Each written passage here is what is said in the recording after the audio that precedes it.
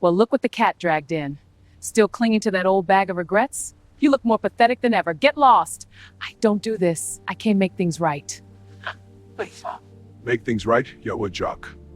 Just leave.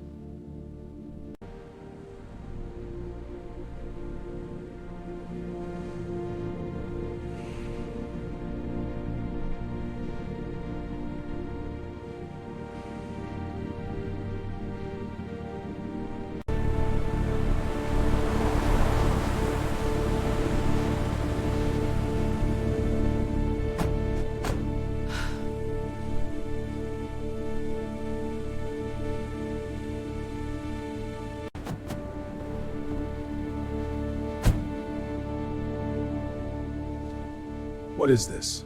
Who unfinished business? We're here to correct the record. It's all be real.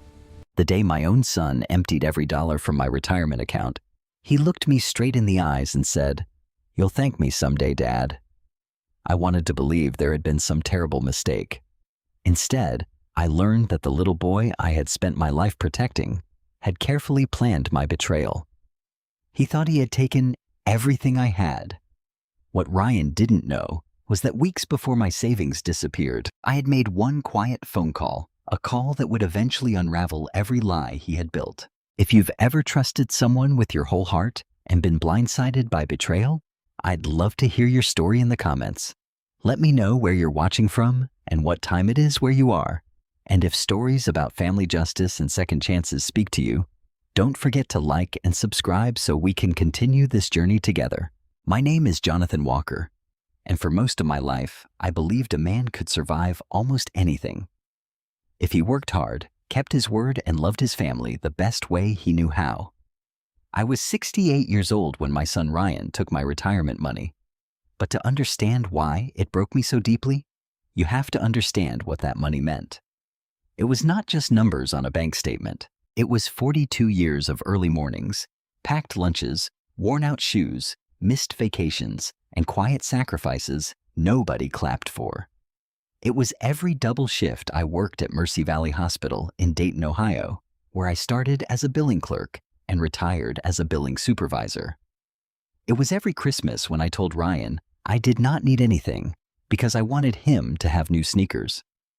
It was every night I came home exhausted, heated up leftovers, and still sat at the kitchen table helping him with homework. My wife Patricia died when Ryan was 15. Cancer took her slowly then, all at once. After she passed, the house became too quiet. Ryan stopped talking much, and I told myself he was grieving in his own way. I gave him space, maybe too much space. I raised him alone from then on. I paid for his braces. I helped him buy his first car. I covered part of his college tuition when scholarships did not stretch far enough. When he got married to Ashley, I gave them more than I should have for the wedding because I wanted my son to start his life with pride. Ryan had always known how to smile in a room full of people. He was the kind of man who could shake your hand, remember your name, and make you feel like he had known you for years. At church, people called him respectful. At family cookouts, my cousins said, "Jonathan, you raised a fine young man." I wanted to believe them. But behind closed doors, Ryan had another side. It started small. A sharp comment when I forgot where I put my glasses. A little laugh when I asked him to explain a phone app. A sigh when I told him I preferred paper bank statements. "Dad, you make everything harder than it needs to be," he would say. I would laugh it off because fathers do that. We excuse the people we love before we ever accuse them. Ashley was different. She was polite, but never warm. She called me Jonathan, never Dad, never Grandpa. Even after Emily was born, she had a way of smiling with only her mouth, while her eyes stayed cold and busy, like she was always calculating something. Still, I loved their daughter Emily with my whole heart. That child could walk into my kitchen and make the whole house feel alive again. She loved hot chocolate with Too Many Marshmallows old photo albums, and the little wooden music box Patricia had left behind. For Emily, I ignored things I should have questioned. When Ryan started asking more about my finances, I told myself he was concerned. When Ashley said older people were often targeted by scams, I told myself she was being practical. When Ryan suggested I let him help organize things, I told myself it was nice to have a son who cared. I did not see the trap then. Or maybe I saw pieces of it and looked away. That is one of the hardest truths to admit. Sometimes betrayal does not burst through the front door like a thief. Sometimes it sits at your table, drinks your coffee, calls you dad, and waits until your love makes you careless. If I could go back and relive one season of my life, it wouldn't be the day my wife and I got married or the afternoon Ryan was born. It would be the autumn before everything fell apart. Because that was when the warning signs first appeared. At the time, they looked harmless. Looking back now, they were anything but. Ryan and Ashley suddenly began visiting me almost every weekend. For years, I had been lucky if they stopped by once a month. Emily would always run ahead, throwing her backpack onto my couch before wrapping her arms around my waist. "Grandpa?" That one word could brighten my entire week. Ashley would smile politely while carrying a casserole dish or a pie from the grocery store. "We just wanted to spend more time together," she'd say. Ryan would nod. "You're not getting any younger, Dad." At first, hearing those words actually warmed my heart. After Patricia died, holidays had become painfully quiet. The sound of my family's laughter filling the house again felt like a blessing. I never questioned why it happened so suddenly. One Saturday afternoon, while Emily colored pictures at the dining room table, Ryan wandered into my garage. He picked up an old fishing rod. "You still have this?" I smiled. "You caught your first bass with it when you were 10. He laughed. "I remember pretending it was twice as big." So did I. For a moment, everything felt normal. The son I remembered seemed to be standing beside me again. Then his expression changed. "Dad?" "Yeah." "Business hasn't been easy." I nodded slowly. "I know the economy's rough. Our construction company lost 2 contracts." "I'm sorry to hear that." Ryan kicked at a loose piece of concrete. "We're making payments, but it's getting tight." I didn't know much about commercial construction, but I knew enough to recognize worry when I heard it. "You'll get through it." "I hope so." He looked down before adding quietly, "Emily deserves better than what we can give her right now." That sentence hit me harder than anything else. He knew exactly where my heart was weakest. Later that evening, Ashley joined the conversation while washing dishes. "You know how expensive everything has become." I nodded. "Groceries alone are unbelievable. And Emily's private school tuition keeps increasing." Ryan sighed loudly. "I hate even talking about money around Dad." Ashley immediately responded, "He deserves to know." I should have noticed how rehearsed their conversation sounded. Instead, I felt guilty. A week later, Ryan called. "Dad, could I borrow $5,000? There was no hesitation in my answer. "Of course. I'll pay you back." "You don't have to rush. It's only temporary." I drove to the bank that same afternoon. Daniel Brooks, my longtime branch manager, greeted me with his usual smile. "Helping family." He recognized the withdrawal amount immediately. "Just helping Ryan get through a rough patch." Daniel nodded politely. "You're a good father." Those words stayed with me longer than they should have, because being a good father had become the excuse I used for almost everything. The money disappeared. Ryan thanked me repeatedly. For several weeks, everything seemed peaceful again. Then another request came. This time, it wasn't money. "Dad," Ryan said during dinner one evening, "have you ever thought about organizing all your financial paperwork?" I looked up. "What do you mean? You've got pension paperwork, Social Security, retirement accounts, insurance policies?" Ashley interrupted gently. "It's easy for important documents to get lost." "I know where everything is," Ryan smiled. "I know you do." Then he laughed. "But if something happened, it would take forever for us to figure everything out." I laughed too. "I don't plan on going anywhere." "No one does." Ashley reached across the table. "We're only thinking ahead." Again, it sounded reasonable. responsible, loving. Ryan continued, I could make you a digital folder. I've never liked storing things online. You wouldn't have to. I'd scan everything. Passwords. I'll manage them. I can still manage my own passwords. Ryan raised both hands. Relax, Dad. I'm just trying to help. Immediately, I felt guilty for sounding defensive. I know. He smiled again. You're old school. I guess I am. We'll make life easier. Looking back now, every sentence had a purpose. Every question collected another piece of information. Every answer I gave made the next step easier for him. Over the next month, Ryan asked innocent questions whenever we met. What bank do you like best? When does your pension get deposited? Do you still get paper statements? Have you updated your beneficiaries? What's the customer service number if your debit card gets lost? He always made the questions sound casual. I answered almost every one. Not because I was careless, because he was my son. Children spend their whole lives asking questions. Parents spend their whole lives answering them. One Sunday after church, Linda Harris caught up with me in the parking lot. You've looked tired lately. I smiled. I'm fine. Too much worrying. Nothing unusual. She hesitated. I saw Ryan talking to several people after service. So, he kept mentioning how difficult it is taking care of aging parents. I frowned. He said that... She nodded carefully. I assumed you were having health problems. No.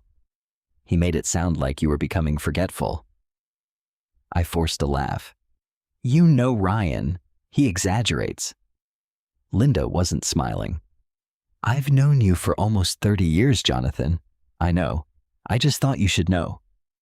I thanked her and watched her walk away. On the drive home, I replayed her words over and over.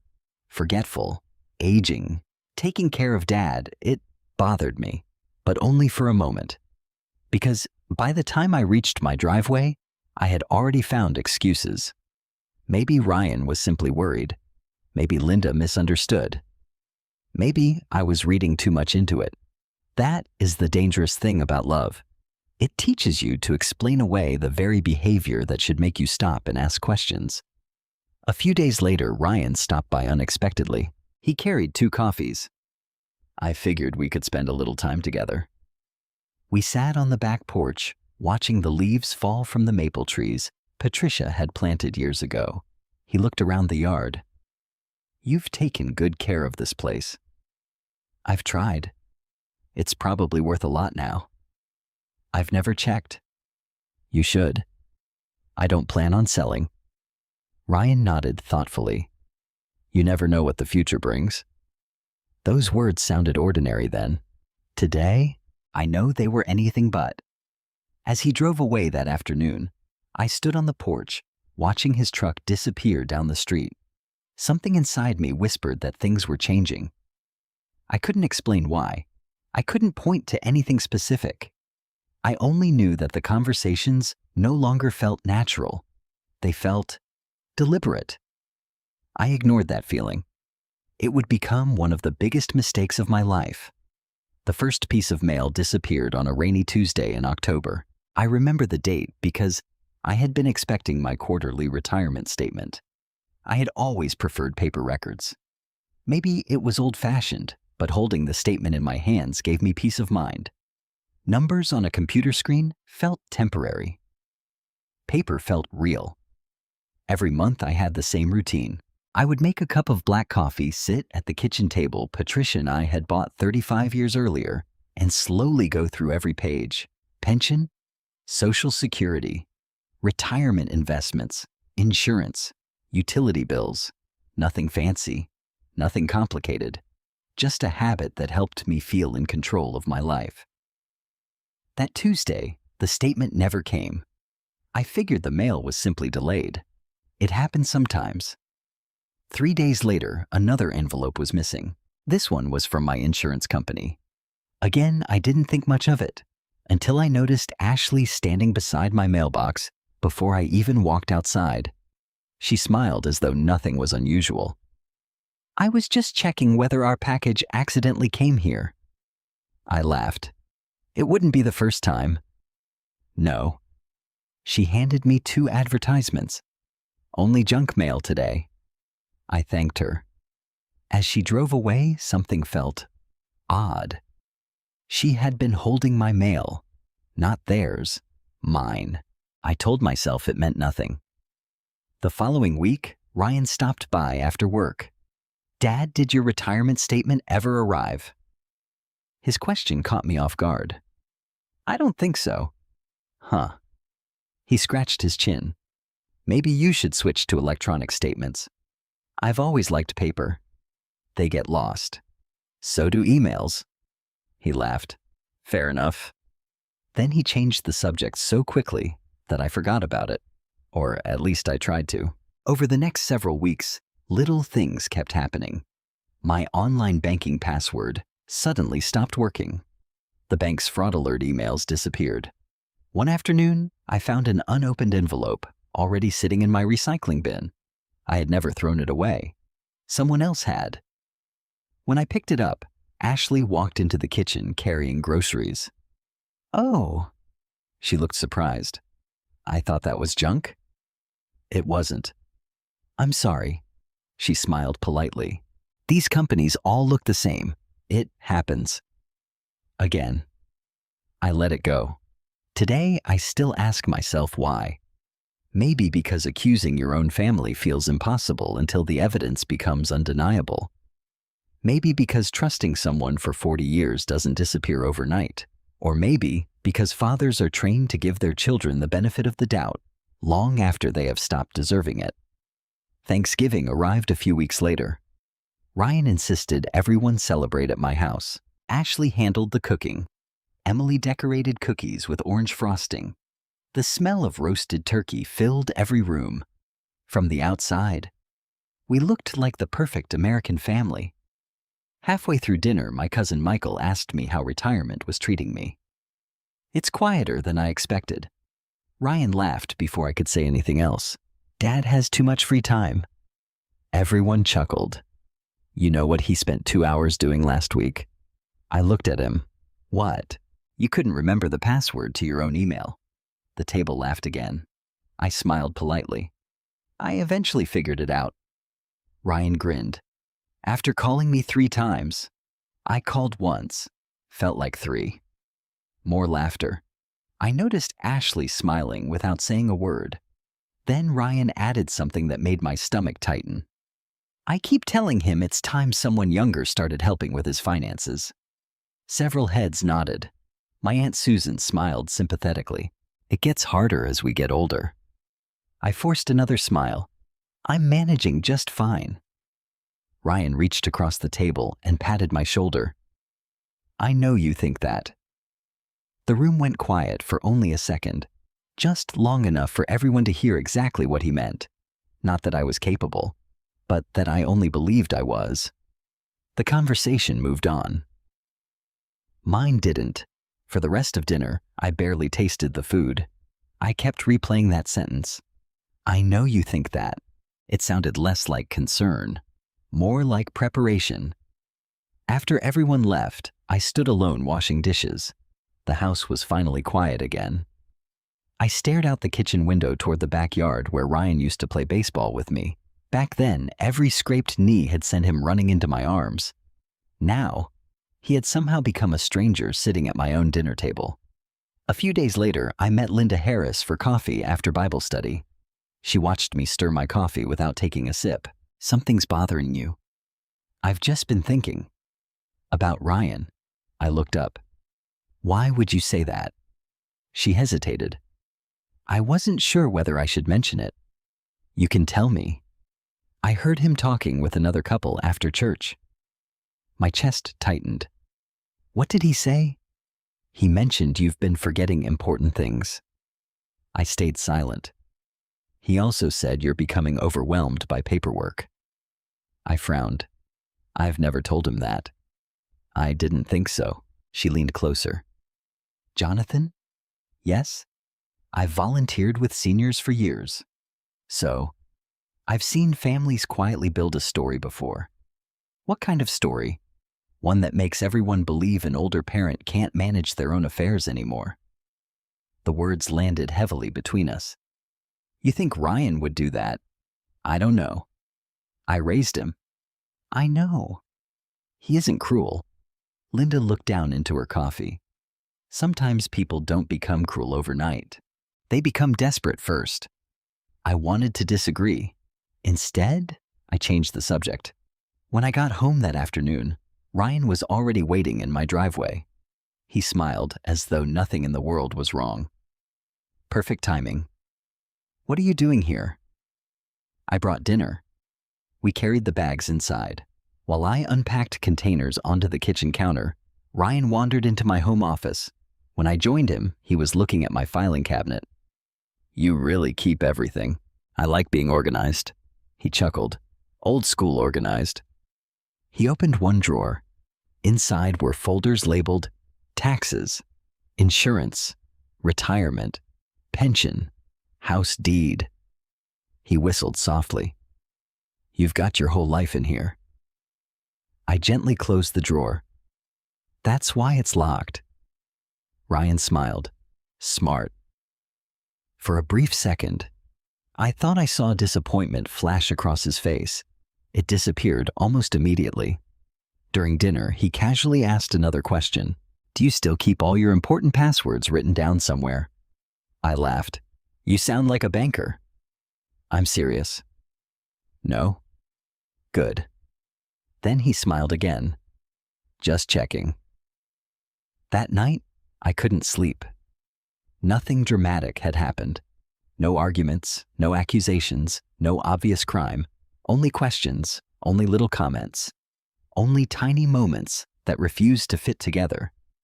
Yet somehow, the picture they formed kept getting darker. For the first time in my life, I locked every door before going to bed.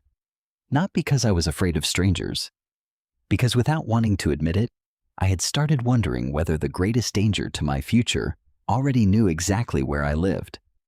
I barely slept after that night. Every creak of the old house sounded louder than usual.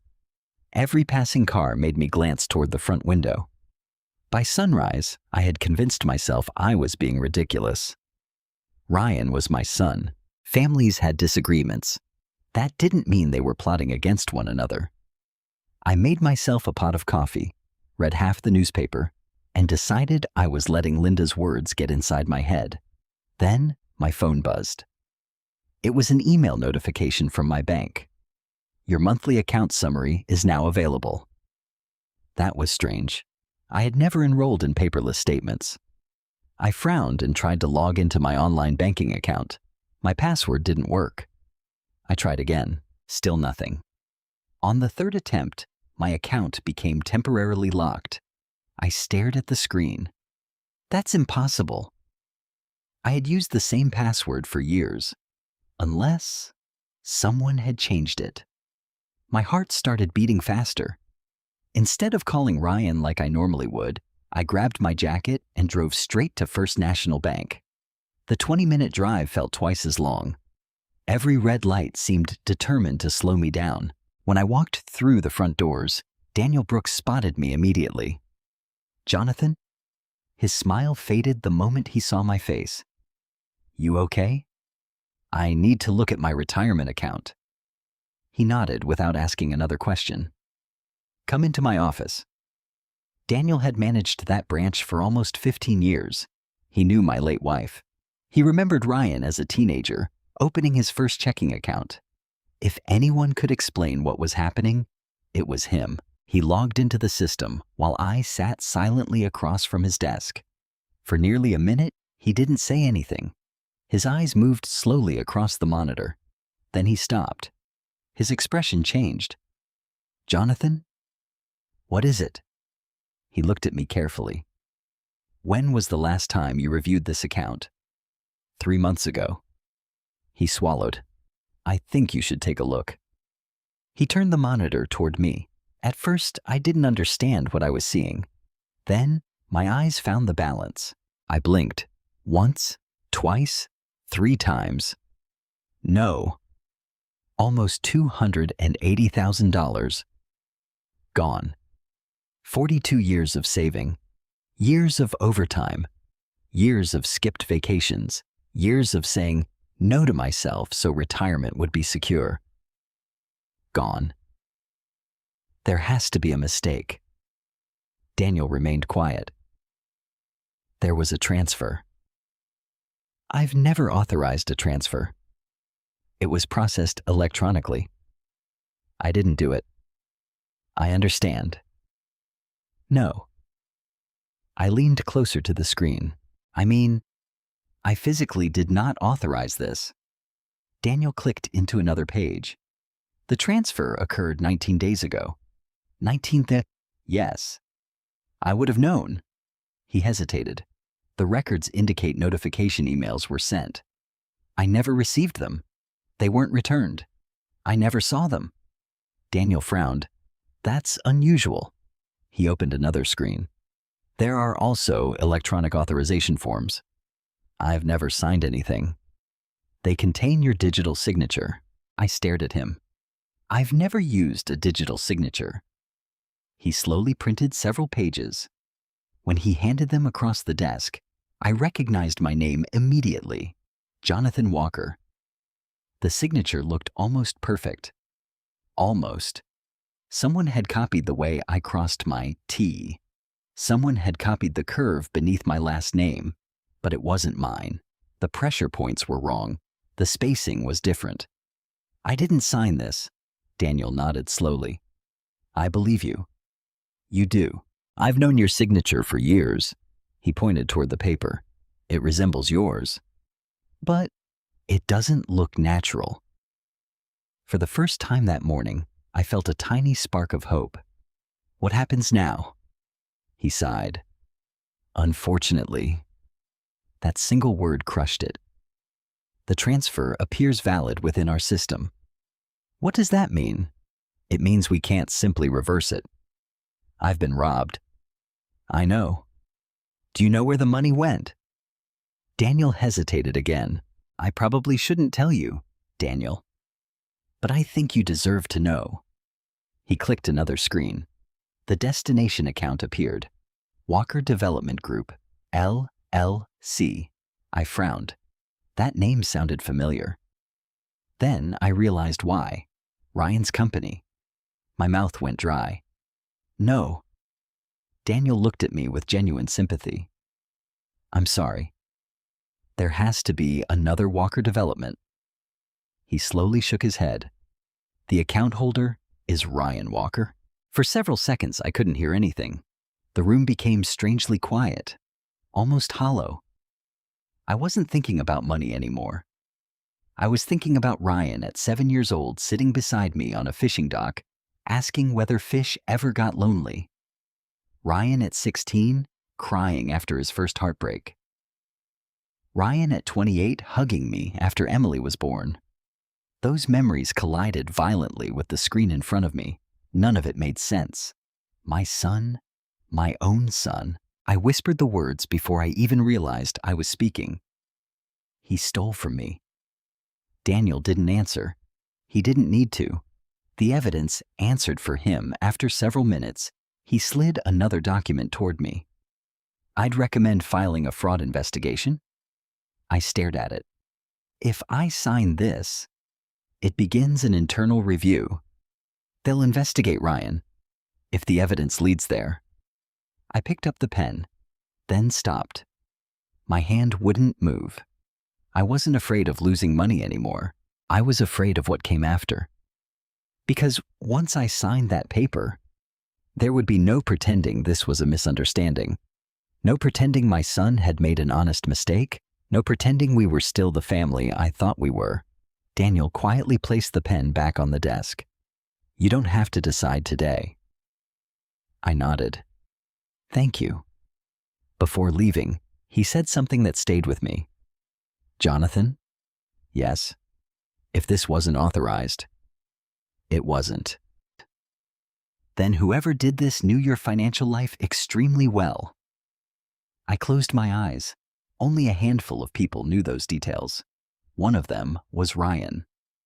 The drive home felt longer than the drive to the bank. I parked in my driveway but didn't go inside. Instead, I sat behind the steering wheel for nearly half an hour. Neighbors walked dogs. Children rode bicycles. A lawnmower hummed somewhere down the street. Life continued exactly as it always had. Mine had just changed forever. When I finally entered the house, I noticed something lying on the kitchen counter. A casserole dish. Ashley had dropped off dinner while I was gone. There was a handwritten note attached. "Hope this helps. Love you, Ryan and Ashley." I stared at those words until they blurred. Love you. How could someone steal nearly everything from his father? And still write those two words without hesitation. I picked up my phone 3 different times. Each time I almost called Ryan. Each time I stopped. I needed answers, not excuses. As the sun disappeared behind the trees outside my living room window, I realized something else. This wasn't impulsive. This wasn't desperation. Changing passwords, missing mail, electronic statements, questions about my accounts, the public jokes about my memory, every piece suddenly fit together. This hadn't happened overnight. My son had been building this plan for months. And somehow, I had helped him do it. I spent 2 days convincing myself there had to be another explanation. Maybe Ryan had moved the money because of some banking mistake. Maybe someone had stolen his identity as well as mine. Maybe there was paperwork I didn't understand. When you've loved someone your entire life, your heart becomes incredibly creative at inventing excuses your mind knows aren't true. On Friday morning, I finally called him. "Hey, Dad?" His voice sounded cheerful. "Can we talk?" "Sure. I'd rather do it in person." There was a brief pause. "Everything okay?" "I'll explain when you get here." He arrived just before noon. Ashley wasn't with him. For that, I was grateful. Some conversations should happen between a father and his son. He walked through the front door carrying 2 cups of coffee. I figured we'd need these. I accepted mine without smiling. He noticed immediately. "Dad, we need to sit down." His expression changed. "What happened?" I motioned toward the dining room table, the same table where Patricia and I had celebrated birthdays, where Ryan had done homework, where Emily colored pictures every Christmas. Today, it felt like a courtroom. I laid the bank documents between us. Ryan glanced down. His face didn't change, not even a little. That frightened me more than anything. He already knew what those papers were. "You've seen these before," I said quietly. He leaned back in his chair. "I wondered when you'd find out." The words hit harder than a slap. "You wondered?" I knew the statements would eventually catch up. I stared at him. "So it's true." He folded his arms. "Yes." "You transferred my retirement money." "Yes." "You forged my authorization." He sighed impatiently. "I didn't forge anything." "Then how did it happen?" "You gave me access. I never gave you permission to empty my account. You gave me enough." I felt my chest tighten. "Ryan, I didn't steal from you." "No, I moved the money. Without asking. It was necessary." "For whom?" "Our family." I laughed. It wasn't the kind of laugh that comes from humor. It was the sound a man makes when his heart is breaking and he doesn't know what else to do. "Our family?" "Yes." "You mean your business?" "Our future. My retirement. Our future." He said it again, as though repeating the words would somehow make them true. I looked at him for several long seconds. "How much is left?" He didn't answer. "Ryan, it's invested." "That isn't what I asked." "It's tied up." My stomach sank. "There isn't any left, is there?" He looked away. For the first time since arriving, he couldn't meet my eyes. "Most of it is committed." Committed. Such a clean word. Much cleaner than gone. "You spent it." "I invested it." "In your company." "Our company could triple its value." If it succeeds, you'll make even more." "And if it fails?" He remained silent. The answer was obvious. Everything. Everything I had worked for. Gone. I pushed my chair back and stood. I trusted you. I know. No? I shook my head. I don't think you do. He stood as well. Dad, you're looking at this emotionally. I'm looking at it as the man you stole from. I didn't steal. You took money that wasn't yours. I'm your son. Exactly. Those two words echoed through the room. Exactly. Because he wasn't a stranger. Because he wasn't a scammer calling from another country. Because he wasn't a burglar climbing through a window. He was my son. Which somehow made it worse. He stepped closer. You've always said family comes first. I did. This is family? No. I pointed toward the papers. This is betrayal. Ryan's expression hardened. I've spent years cleaning up after your mistakes. My mistakes. You never taught me how to build wealth. I blinked. What? You worked your entire life. Yes. And what do you have to show for it? I stared at him in disbelief. A paid-off house. A modest retirement. A simple life. He spread his hands dramatically. I wanted more. So you decided to take mine. You were never using it. I couldn't believe what I was hearing. Never using it. You barely travel. I plan to. You don't buy expensive things. I don't have to. You sit in this old house every day. It was your mother's house. Ryan rubbed his forehead. Dad? No. I can fix this. Can you? The business just needs time. And if it doesn't recover, it will. You don't know that. I believe it. I slowly sat back down. For a long moment, neither of us spoke. Finally, I asked the question that had haunted me since leaving the bank. Did Ashley know? Ryan hesitated. She supported me. Supported. Not stopped, not questioned, supported. So, both of you decided this together? We're married.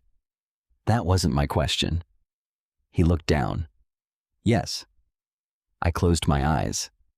I suddenly understood why Ashley had been collecting the mail, why she encouraged paperless statements, why she always smiled when Ryan talked about my finances.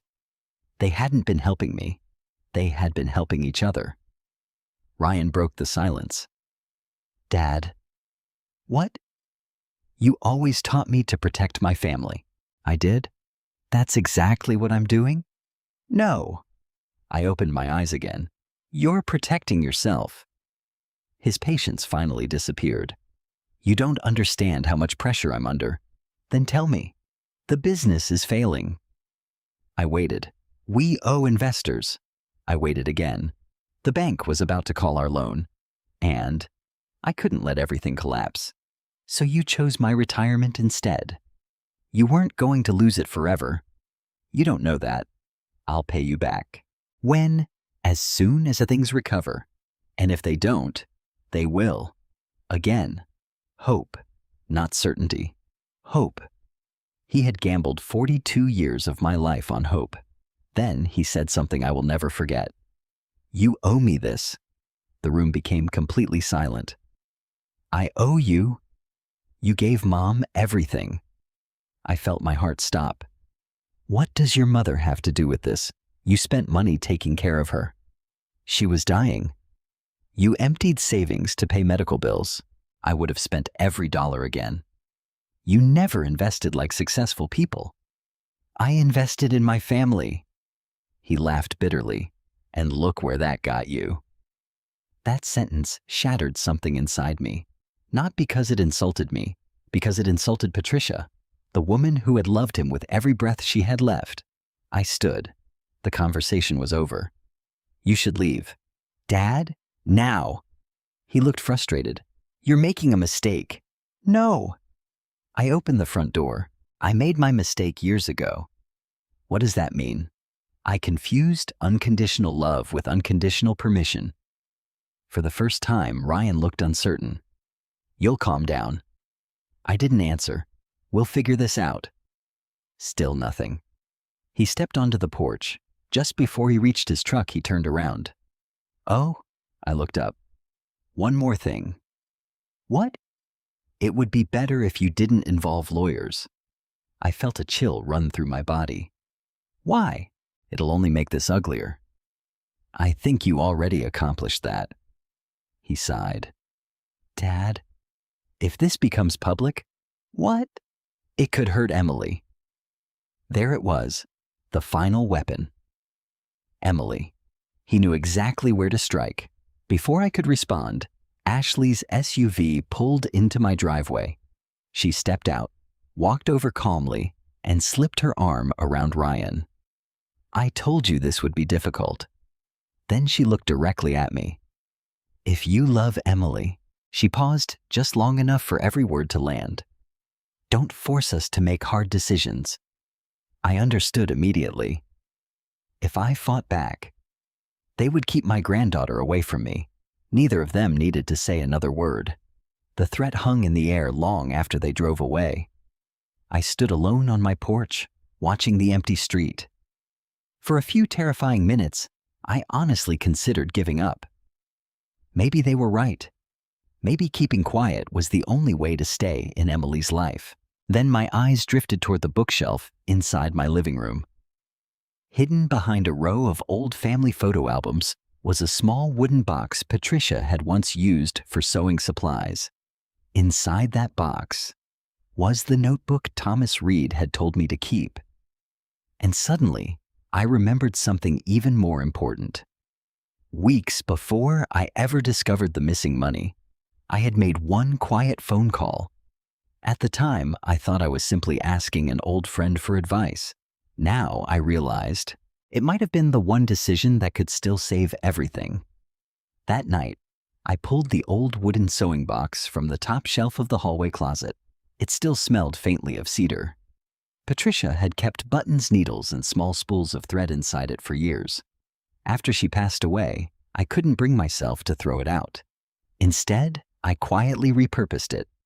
It became the safest place in the house. Not because anyone would think to steal it, because no one would think an old widower kept anything important inside a sewing box. Beneath several packets of buttons lay a small black notebook. Under the notebook was a plain white envelope.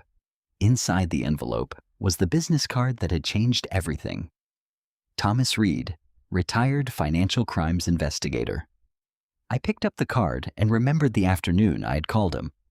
At the time, I wasn't trying to accuse my son of anything. I simply had a strange feeling I couldn't explain. 3 weeks before discovering the missing retirement money, I had driven to a grocery store across town. When I came home, I found my mailbox standing open. Nothing appeared to be missing. Still, something felt wrong. The next morning, another odd thing happened. My online banking password suddenly failed. Again, I reset it. 2 days later, it stopped working once more. That was when Linda's warning echoed in my mind. Sometimes people build a story before they steal everything else. Thomas and I had served together on the board of a local veterans charity years earlier. We weren't best friends, but I respected him. During his career, he had investigated financial exploitation involving elderly victims. I still remember exactly how our conversation began. Jonathan, it's been a long time. It certainly has. What can I do for you? I almost hung up. My concern sounded ridiculous even to me. I hesitated. I think something strange is happening. Thomas didn't interrupt. My son keeps asking questions about my finances. I see. My mail has started disappearing. Anything else? My passwords keep changing. Another brief silence. Then his voice became much more serious. Jonathan? Yes. Has anyone besides you had access to your banking information? My son helped me organize a few things. Did he ever handle your mail? Sometimes. Did he ever use your computer? A couple of times. Thomas didn't say anything for nearly 10 seconds. Finally, he spoke. I want you to listen very carefully. My stomach tightened. I'm listening. Do not accuse anyone. What? Not yet. I wasn't planning to. Good. Why? Because if someone is preparing financial fraud, the words caught me off guard. Fraud? They'll become much more careful if they know you're suspicious. I don't even know whether anything has happened. I hope nothing has. So do I. But hope isn't evidence. I sat quietly. What should I do? Thomas answered without hesitation. Start documenting everything. What do you mean? Every missing letter? Okay. Every phone call? All right. Every unusual conversation? I can do that. Write dates? I will. Take photographs if necessary. Photographs, mailboxes, documents, notifications, anything unusual. The list kept growing. Then he added something I never forgot. Jonathan, yes, never rely on memory. Why? Because memory can be challenged. I frowned. What can't be challenged? A written timeline. That afternoon, I bought the small black notebook now resting in my hands. Every page contained careful notes. October 3rd, retirement statement missing. October 6th, Ashley checked mailbox before I did. October 8th, password failed again. October 10th, Ryan asked about retirement deposits. October 12th, electronic statement notification appeared unexpectedly. At the time, each event seemed insignificant. Together, they told a story. I continued turning pages. There were copies of utility bills, screenshots from my phone, receipts showing when I visited the bank, even little details I almost hadn't written down. Ryan asking whether I still received paper statements. Ashley offering to organize paperwork. The Thanksgiving dinner where Ryan joked about my memory. I had nearly forgotten half of it. The notebook hadn't. I smiled sadly. Thomas had been right. Facts don't forget. Around 9 o'clock that evening, my phone rang. It was Thomas. I've been thinking about you. I actually have your notebook in front of me. Good. I finally confronted Ryan. Silence. Then, how did it go? He admitted everything. Thomas exhaled slowly. I was afraid you'd say that. He doesn't even think he stole from me. What did he call it? Helping the family? Thomas gave a quiet, bitter laugh. I've heard that sentence dozens of times. You have. Almost every financial exploitation case involving relatives starts with some version of that excuse. I rubbed my forehead. I keep asking myself where I failed. You didn't. I raised him. You also trusted him. Maybe that was my mistake. No. Thomas's voice became firm. Trust is never the victim's mistake. His words stopped me cold. Nobody had said that to me before. Not the bank, not Ryan, not even myself. Thomas continued. Predators depend on trust. I swallowed. Are you calling my son a predator? I'm calling his behavior predatory. There was an important difference, and somehow, it hurt even more. What do I do now? We keep following the plan. What plan? The same one we started weeks ago. I frowned. Ryan threatened to keep Emily away from me. I expected that? You expected it? Jonathan? I've investigated families like this for 30 years. So, when money stops working, they use relationships. My chest tightened. They know exactly which buttons to push. They're using Emily. Yes. I closed my eyes. That's cruel? It's effective. Another long silence followed. Finally, Thomas asked, Did Ryan mention lawyers? Yes. What exactly did he say? He told me not to involve them. Thomas didn't answer immediately. When he finally spoke, his voice sounded even more serious than before. Jonathan. What? People who know they're innocent don't usually tell others to avoid lawyers. I stared at the notebook. Every page suddenly seemed more important. Thomas continued giving instructions. I want copies of everything. I can do that? Don't keep all the originals in your house. Why not? If Ryan realizes you've documented everything, you think he'd come looking for it. I never assume someone committing financial fraud will suddenly start respecting boundaries. That thought sent another chill through me.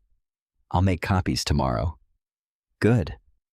I'll keep one set. And another. Give them to someone you trust. I immediately thought of Linda. She had no connection to the family, no financial interest, no reason to lie. I know exactly who. Excellent. Just before ending the call, Thomas said one final thing. Jonathan? Yes? You've spent weeks wondering whether you're imagining things. I have. You aren't. The certainty in his voice lifted a weight I hadn't realized I was carrying. For weeks, Ryan had convinced me I was forgetful. Ashley had smiled every time I questioned myself. Even I had started wondering whether age was making me paranoid. Now, for the first time, I knew I wasn't losing my mind. Someone else had simply been trying to make me believe I was. I locked the notebook back inside the sewing box. Then I carried it into my bedroom instead of returning it to the closet. That night, I didn't sleep much. But for the first time since discovering the missing money, my fear was beginning to change. It was slowly becoming determination. Because Ryan thought he was the only one making plans, he had no idea that every lie, every missing envelope, every careless comment, and every suspicious transaction had quietly become part of a timeline that could destroy everything he had built. And he still didn't know about the one thing that mattered most. The secret phone call had not only warned me, it had also created the first witness who believed me before anyone else did. By the following Monday, I had made 3 complete copies of everything. One stayed with me. One went into a safe deposit box at another bank across town. The third sat inside a sealed manila envelope that I carried to Linda Harris after Bible study. She invited me into her kitchen without asking a single question. The smell of cinnamon rolls filled the room. For a moment, it reminded me of the years when Patricia baked every Sunday morning. Linda noticed me staring into space. You miss her. Every day. She reached across the table and gently squeezed my hand. What happened? Without saying a word, I slid the envelope toward her. I need you to keep this. She looked confused. What is it? Evidence. She slowly opened the envelope. The more pages she read, the quieter she became. Finally, she removed her glasses. Oh, Jonathan. I wish none of it were true. She looked directly into my eyes. I believe you. Those 3 words nearly brought me to tears, not because they solved anything, because they were the first words of genuine support I had heard since this nightmare began. I've been questioning myself. I know. I kept wondering whether I missed something. You did. I frowned. What? You missed how long you've been carrying this burden alone. Her answer surprised me. She wasn't talking about money. She was talking about loneliness. She carefully placed every document back into the envelope. I'll keep this somewhere safe. Thank you. If anyone asks. They won't. She smiled softly. I've lived long enough to know when silence protects someone. As I stood to leave, she said something that lingered in my mind all day. Sometimes the hardest part of telling the truth isn't proving it. What is it? Finding people willing to hear it. Unfortunately, she was right. Over the next 2 weeks, Ryan quietly began changing the story before I had the chance to tell mine. At first, I didn't realize what he was doing. Then, my phone calls started changing. Friends who usually chatted for 20 minutes suddenly ended conversations after 5.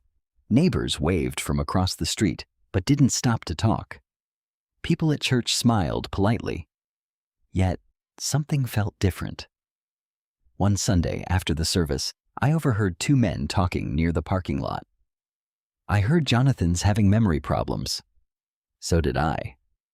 Ryan's been carrying a heavy load. I stopped walking. They hadn't seen me. I feel sorry for him. Imagine trying to manage everything for an aging parent. I quietly turned around before they noticed I was there. The drive home felt longer than usual, not because of traffic, because I finally understood what Ryan had been doing. He wasn't just stealing my money, he was stealing my credibility. If everyone believed I was confused, then nobody would question anything he did next. 3 days later, a certified letter arrived. This one actually reached my mailbox. The return address belonged to a law office. Inside was a formal notice. Ryan had filed a petition requesting a financial capacity evaluation. My hands started shaking. I read the first page again and again. The language sounded cold and clinical. Concern regarding diminished financial judgment. Repeated confusion regarding banking activities. Possible vulnerability to exploitation. Recommendation for supervised financial oversight. I almost laughed, not because it was funny, because it was unbelievable. The man exploiting me was accusing me of being vulnerable to exploitation. I immediately called Thomas.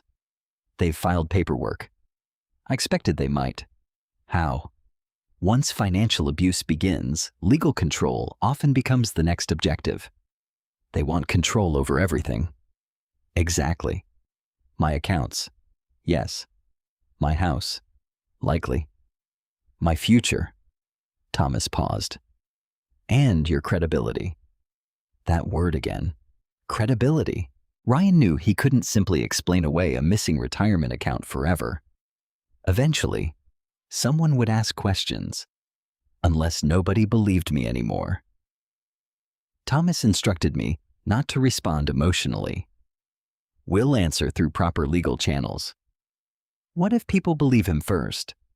They probably will. His honesty surprised me. They will. Jonathan? He spoke gently. Most people instinctively believe adult children who say they're trying to help elderly parents. So I'm already losing. No. It feels that way. Truth often starts behind. I wrote that sentence in my notebook. Truth often starts behind. The next blow came only 4 days later. I arrived at church early to help arrange chairs for the community luncheon. Normally, Linda and several others greeted me warmly. This time, conversation stopped as I entered the fellowship hall. Not dramatically, not rudely, just enough to notice. One woman smiled awkwardly. Another looked away. A third quietly whispered something I couldn't hear. I suddenly understood.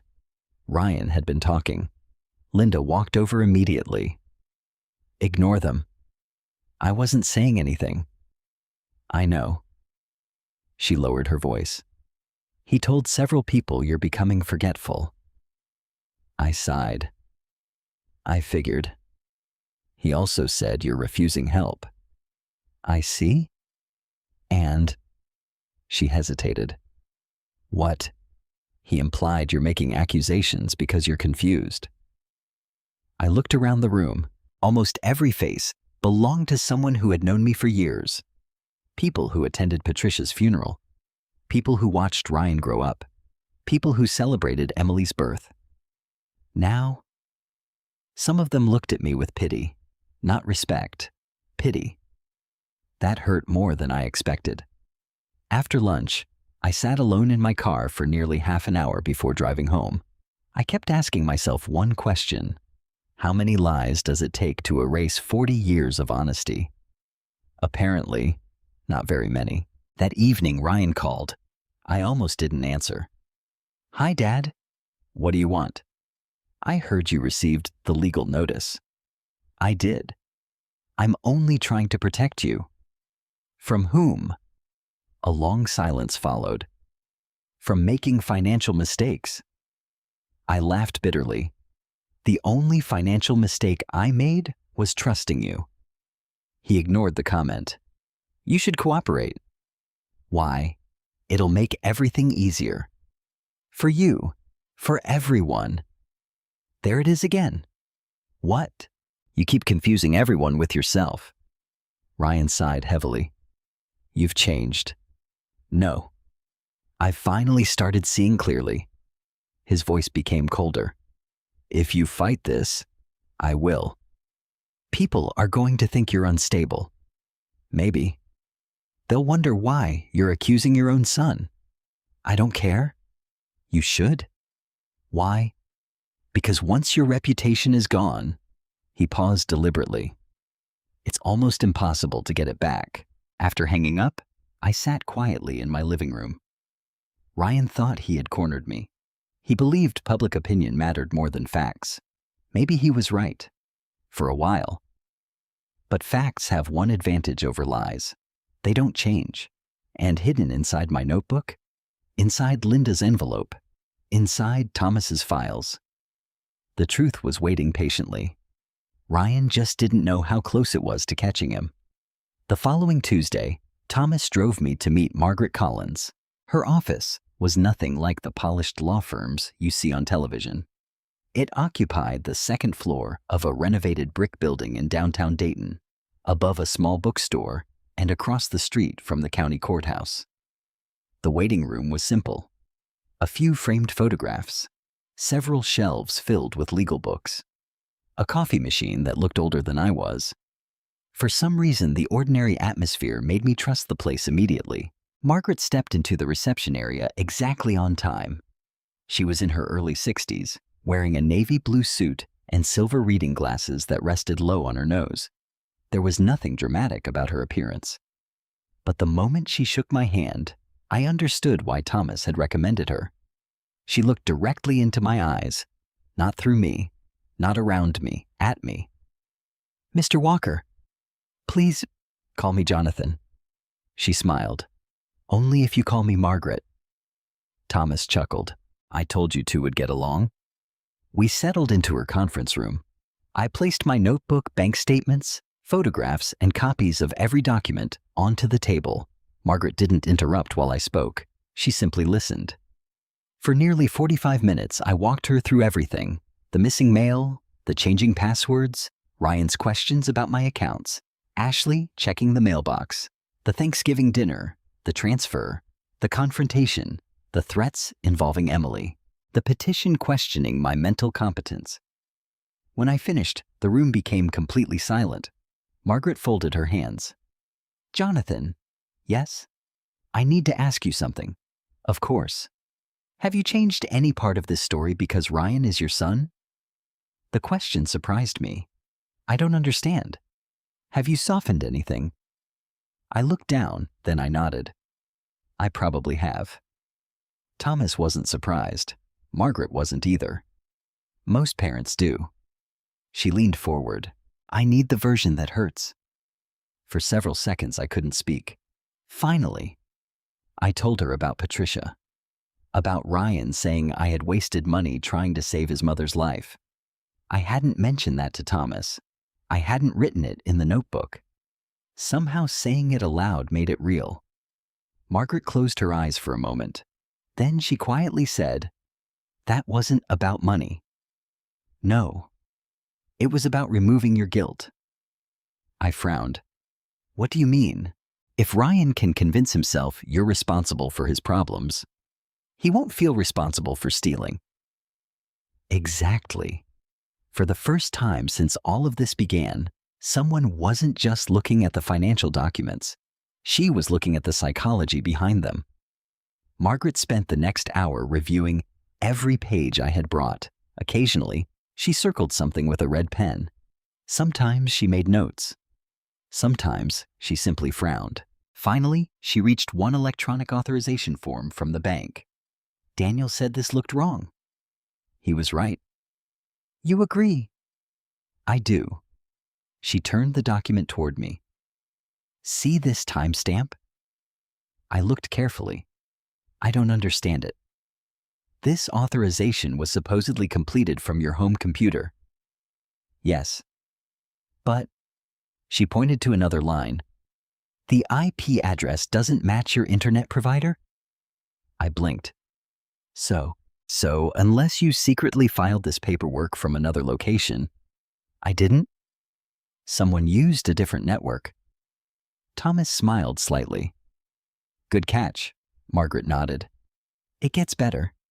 She continued examining the paperwork. About 10 minutes later, she found another inconsistency. This notary certification. What about it? It doesn't exist. What do you mean? The commission number belongs to a notary whose license expired 8 months ago. I stared at her.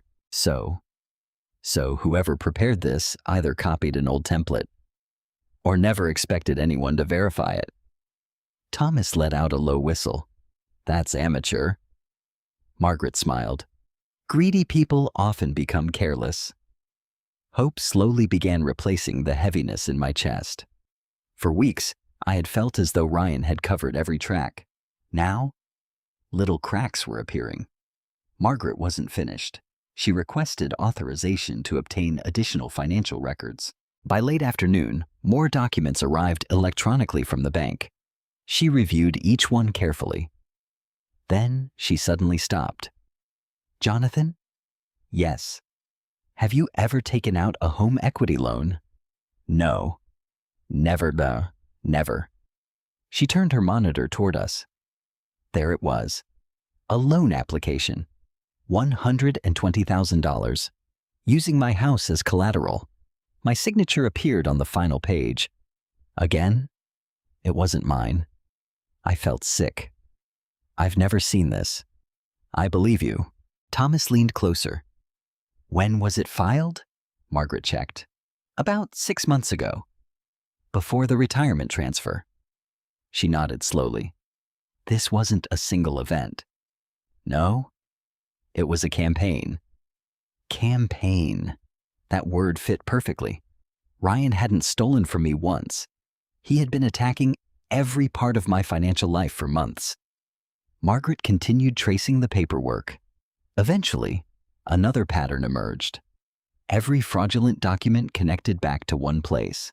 Walker Development Group, Ryan's company. She opened public business records. The numbers painted a devastating picture. 3 failed commercial projects, multiple overdue supplier invoices, a lawsuit from a subcontractor, missed loan payments, private investors demanding repayment. I stared silently at the screen. Ryan hadn't stolen because he wanted luxury. He had stolen because his business was collapsing. And instead of admitting failure, he had decided to sacrifice me. Margaret leaned back. I think I understand. What? He wasn't trying to become wealthy. So, he was trying to stay afloat. Thomas nodded. Drowning people sometimes pull down the people trying to save them. I looked at both of them. I would have helped. I know. If he'd simply asked, I know. I would have sold my house if Emily truly needed help. Margaret looked at me gently. But then, you would have made the choice. Exactly. Choice. That was the one thing Ryan had stolen before he ever touched my money. The choice. Late that afternoon, Margaret closed the final file. We have enough to begin. What happens now? We file responses to the competency petition. And we request a forensic accounting review. And we subpoena business records. And, she smiled, we stop playing defense. For the first time in weeks, I felt something I hadn't allowed myself to feel. Not confidence, not victory, determination. As Thomas and I walked toward the parking garage, he looked at me. You feeling better? A little. You should. Why? Because today we stopped asking whether Ryan did this. We already knew. Exactly. So what's different? Thomas opened his car door. Now we're asking how much he did. I looked back toward Margaret's office window. The answer terrified me. Because deep inside, I had a feeling we had only uncovered the beginning. And if Ryan had been willing to forge my signature, steal my retirement, use my home as collateral, and convince the world I was losing my mind, then I had no idea what else he might have done in my name. For almost 2 weeks after meeting Margaret, I didn't see Emily. That was the longest we had gone without speaking since she was born. Every Saturday morning, she used to call me just after breakfast. Grandpa, are the pancakes ready? I always answered the same way. They've been waiting for you. She would laugh. I'll tell Mom we're coming. Now, the phone never rang. I called Ryan's house twice. Both times it went to voicemail. I left simple messages. Tell Emily I love her. No one called back. The silence hurt more than I expected. Money can be replaced. A relationship with your granddaughter cannot. One Thursday afternoon, I drove past their neighborhood. I told myself I was only taking the long way home. The truth was, I hoped I might catch a glimpse of Emily playing in the front yard. Instead, I found the driveway empty. The curtains were closed. The house looked strangely lifeless. I kept driving. That evening, Linda called. I heard Emily has a school music program tomorrow. I sat up in my chair. What time? 6 o'clock? You think I should go? I think Emily would want you there. I hesitated. Ryan won't. Jonathan, Linda's voice softened. Don't let fear make the decision for you. The next evening, I arrived 20 minutes early. The elementary school auditorium buzzed with parents carrying flowers and cameras. Children hurried through the hallways, wearing matching blue choir shirts. For a brief moment, everything felt wonderfully ordinary. I spotted Emily standing with the other students. She hadn't seen me yet. I smiled. She looked taller than the last time I'd seen her. Before I could wave, Ashley stepped directly into my path. Her smile disappeared the instant our eyes met. What are you doing here? I came to see Emily sing. I don't think that's a good idea. I'm her grandfather. Ashley folded her arms. Not tonight. I'm not here to cause trouble. Ryan doesn't want you here. I'm not asking Ryan. Her expression hardened. You're upsetting everyone. I haven't even spoken. She took a step closer. I think you should leave. I'm staying for my granddaughter. Without another word, Ashley turned toward the front office. 5 minutes later, the assistant principal approached me with a security officer. The officer was polite. Sir. Yes. We've received a complaint. A complaint. They're asking that you leave. I looked around. Several parents had begun watching us. Some recognized me from church. Others simply saw an older man speaking with school security. The humiliation settled over me like a heavy blanket. I've done nothing wrong. I understand. The officer lowered his voice. But we don't want a disturbance during the performance. I glanced toward the stage. Emily was scanning the audience, looking for me. If I argued, she would remember the argument instead of her concert. I took a slow breath. I'll leave. As I turned toward the exit, I heard a small voice behind me. Grandpa? I looked back. Emily stood only a few feet away. She wasn't supposed to leave the choir line. Her eyes were already filling with tears. Ashley immediately called out, Emily! Emily hesitated only a second. Then she ran to me. She wrapped both arms around my waist, so tightly I could barely breathe. I missed you. I missed you too, sweetheart. Ashley hurried over. What are you doing? Emily reluctantly stepped back. Before Ashley reached us, Emily slipped something into my jacket pocket. Her hand trembled. She whispered so quietly, I almost didn't hear her. Read it later. Ashley grabbed her daughter's hand. We're going. Emily looked over her shoulder as she was led away. I'm sorry, Grandpa. I forced a smile. You sing beautifully. She nodded once.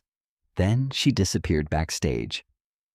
I walked to my car without looking inside my pocket. Not yet. I needed a few minutes to steady myself. Once I was sitting behind the steering wheel, I slowly unfolded the small piece of notebook paper. The handwriting was unmistakably Emily's. Large letters. A few words misspelled. But every sentence was clear. Grandpa. I heard Mom and Dad talking. Dad said you can't find out about the other papers. Mom said if you tell the police, everyone will think you're confused.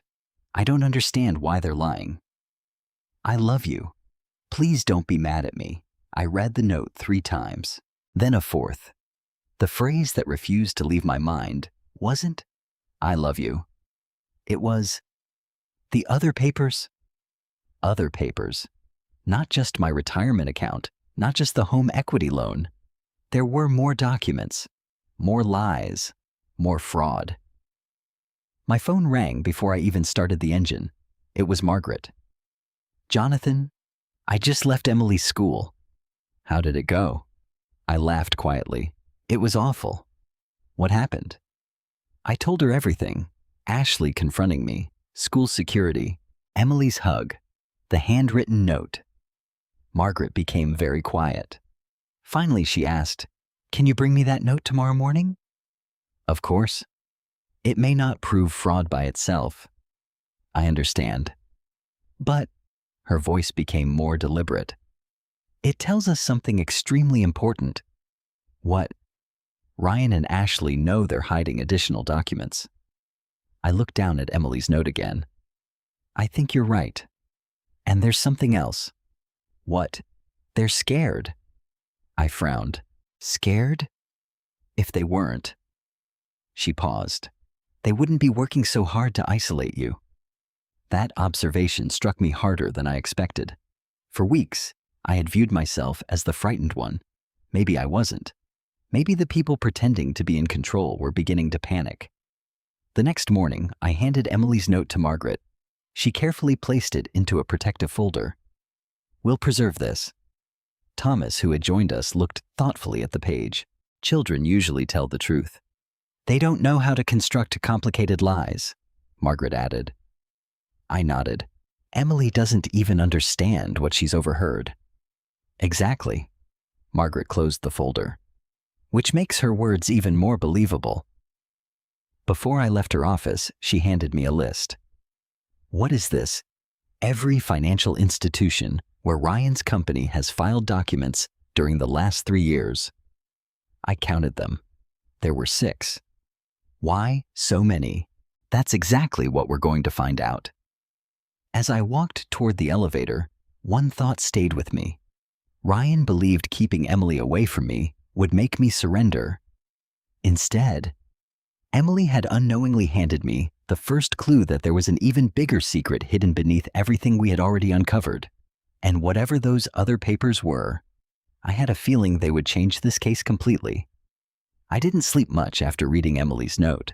3 simple words kept circling through my mind. The other papers. Not paper. Papers. Plural. Until then, I believed Ryan's scheme revolved around 2 things: my retirement account and the fraudulent home equity loan. Now I wasn't so sure. If Emily had overheard correctly, there were documents even I didn't know existed. The next morning, Margaret called before 8. "I've already started making inquiries."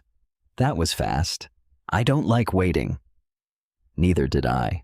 But I need you to come in." "I'll leave right now." Thomas was already sitting in Margaret's office when I arrived. He looked unusually serious. Margaret spread several folders across the conference table. "I have both good news and bad news. Let's start with the bad." She nodded. "The fraud is larger than we thought." My stomach tightened. "How much larger?" She slid the first document toward me. It was a credit application. My name, my social security number, my birth date. Everything was correct, everything, except the signature. "I've never seen this." "I know." Margaret handed me another, then another, then another. By the time she finished, there were 6 separate applications lying across the table. A business credit line, 2 personal loans, a commercial equipment guarantee, a second investment authorization, and something that frightened me more than everything else combined: a durable financial power of attorney. I picked it up slowly. My hands began trembling. "No?" Margaret nodded gently. "I'm afraid so." The document claimed I had voluntarily appointed Ryan to manage every aspect of my financial life: every bank account, every investment, every insurance policy, everything. If this had gone through, I couldn't finish the sentence. Thomas answered for me. Ryan could have legally emptied everything else. I stared at the ceiling. I suddenly understood why he had been so confident. He wasn't stealing randomly. He had been trying to make the theft permanent. Margaret tapped the final page. The good news. I looked at her. This document was rejected. I blinked. Rejected? The signatures didn't pass verification. I looked back down. So someone noticed? Yes. But they never contacted me. They weren't legally required to. She folded her hands. They simply refused to process it. For the first time all morning, I felt myself breathe again. One honest employee, one careful review, had quietly prevented Ryan from gaining complete control over my life. Thomas leaned back. Jonathan? Yes. I've been thinking about something. What? You said Ryan warned you not to involve lawyers. He did. And he threatened to keep Emily away? Yes. Thomas looked toward Margaret.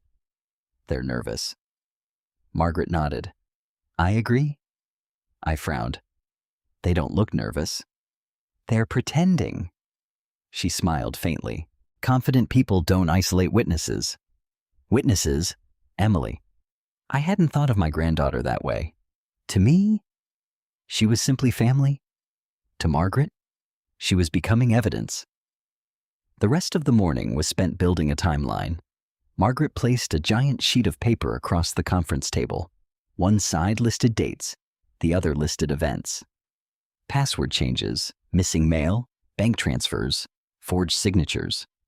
Ryan's public comments about my memory, Ashley's mailbox visits, the competency petition, Emily's handwritten note. Everything fit together with frightening precision. Thomas slowly traced the line with his finger. This wasn't panic. No, Margaret agreed. It was planning. She circled one date in red. Look here. I leaned closer. The first forged document appears almost 4 months before the retirement transfer. So, they weren't reacting to a financial emergency. They were preparing for one. Exactly. Ryan hadn't suddenly become desperate. He had quietly built an escape route long before anyone realized his business was collapsing. Just before lunch, Margaret received another email. She opened it, then smiled. I think we found something. What? The bank recovered archived customer service recordings. I frowned. What recordings? When customers call about accounts, many conversations are automatically recorded. Thomas sat upright. Do they have Ryan? Margaret nodded. Several calls. My heart began beating faster. What did he say? I haven't listened yet. She clicked on the first recording. Static filled the room. Then a familiar voice. Ryan. He sounded calm, professional. Hi. I'm calling on behalf of my father. The bank employee asked several security questions. Ryan answered every single one correctly. Date of birth, address, last transaction, mother's maiden name, favorite security question. Everything. I closed my eyes. I had answered every one of those questions for him over the years. Not because he tricked me, because I trusted him. The recording continued. I'm helping my father organize his retirement. Ryan sounded perfectly convincing. The employee asked, Is your father available to verify? Ryan paused, then answered, He's resting after a medical appointment. Thomas quietly muttered, That's a lie. The employee explained verification requirements. Ryan thanked her politely. The call ended. Margaret immediately opened another recording. This one lasted nearly 12 minutes. Halfway through, Ryan became impatient. There has to be another way. I'm sorry, sir. My father isn't good with technology. We still require authorization. Ryan sighed dramatically. You don't understand. I'm trying to protect him. That sentence made me physically sick. Protect him. He had weaponized concern. He wasn't pretending to love me. He was pretending to save me from myself. Margaret stopped the recording. These are useful. They prove fraud. Not by themselves. She leaned back. But they establish intent. Thomas smiled. Which matters? I looked confused. Margaret explained. Ryan repeatedly portrayed you as incapable. So, long before he filed the competency petition, I suddenly understood. He had been building that story everywhere. The bank, church, family, friends, anyone who might later question his actions. Then Margaret said something unexpected. I'd like your permission to subpoena Ryan's business records. What will that do? We'll see exactly where your money went. I hesitated. Part of me still didn't want to know. What if every dollar was gone? What if everything I'd worked for had already disappeared? Margaret seemed to read my thoughts. The truth doesn't become less painful because we avoid it. I nodded slowly. Do it, she smiled. I already prepared the paperwork. For the first time in weeks, I laughed. It wasn't a big laugh, just enough to remind myself I still could. As Thomas drove me home, neither of us spoke for several minutes. Finally, he broke the silence. How are you holding up? I honestly don't know. You've learned more today than most parents learn in a lifetime. I keep remembering Ryan as a little boy. Thomas nodded. So do I. I keep wondering where that child disappeared. He looked out the windshield. Sometimes, he spoke quietly, people don't become someone else. They simply become who they always chose to be. Those words stayed with me the entire drive home. That evening, I unlocked my front door, set my keys on the kitchen counter, and looked around the silent house. Patricia's photograph still sat beside the fireplace. I picked it up. I think we're getting closer. For the first time since this nightmare began, I truly believed we were. Because Ryan still thought this was about one retirement account. He had no idea the investigation was no longer following the money. It was following every lie he had ever told. And lies, unlike money, always leave a trail. A week later, Ryan called for the first time since the school incident. His voice sounded strangely calm. Dad? What do you want? I think we've both said things we regret. I haven't. He ignored my answer. Ashley and I have been talking. I'm sure you have. We'd like to fix this. I remained silent. We're having dinner Sunday afternoon. I'm not interested. It isn't really dinner. What is it? A chance to move forward. I almost laughed. Move forward. People only use that phrase when they want to skip over everything they've done. Ryan continued. Emily keeps asking about you. That caught my attention. Is she okay? She misses her grandfather. So do I. Then come. I don't know. Ashley suddenly came onto the phone. Jonathan? Yes. We all deserve a second chance. The irony was almost unbearable. They had taken my retirement, forged my signature, questioned my mental competence, threatened to keep Emily away, and now they wanted a second chance. What exactly are we meeting about? Ashley answered immediately. We've prepared some paperwork. There it was. Paperwork. I looked across my living room toward the notebook Thomas had told me to keep. No, it isn't what you think. What is it then? A family agreement. I'll think about it. After hanging up, I immediately called Margaret. They've invited me over. She wasn't surprised. I expected that. You did? Yes. Why? Because they're beginning to realize we're investigating. I frowned. We haven't filed anything yet. No, but people like Ryan can sense when control is slipping. So what do they want? I think they want one final signature. Thomas, who happened to be sitting in her office, leaned toward the speakerphone. Go. You want me to? Absolutely. Alone? No? Margaret smiled. You'll appear to be alone. That answer confused me. She explained the plan carefully. You'll attend the meeting. You'll listen. You won't argue. You won't sign anything. What if they pressure me? They will. What if they threaten me again? They probably will. What then? Simply say you need time. And if they refuse, Margaret's smile widened. Leave. It can't be that simple. It really is. Thomas added quietly. We'll be nearby. Sunday afternoon arrived gray and cold. As I drove toward Ryan's neighborhood, I noticed how familiar everything felt. I'd visited this house dozens of times. Birthday parties, Christmas mornings, Emily's piano recitals. Today, it felt like walking toward enemy territory. Ryan opened the front door before I reached the porch. Dad? He smiled. Far too much. Come in. Ashley greeted me with warm cider. Emily rushed forward. Grandpa. She hugged me tightly. Ashley immediately interrupted. Emily, sweetheart. We'll give Grandpa a hug after the adults finish talking. Emily looked disappointed. I wanted to show Grandpa my science project. Ryan forced another smile. Later. I immediately understood. This wasn't a family gathering. Emily was simply part of the performance. The dining room table had been carefully arranged. A leather folder sat in the center. Beside it rested 2 expensive pens. Ryan noticed me looking.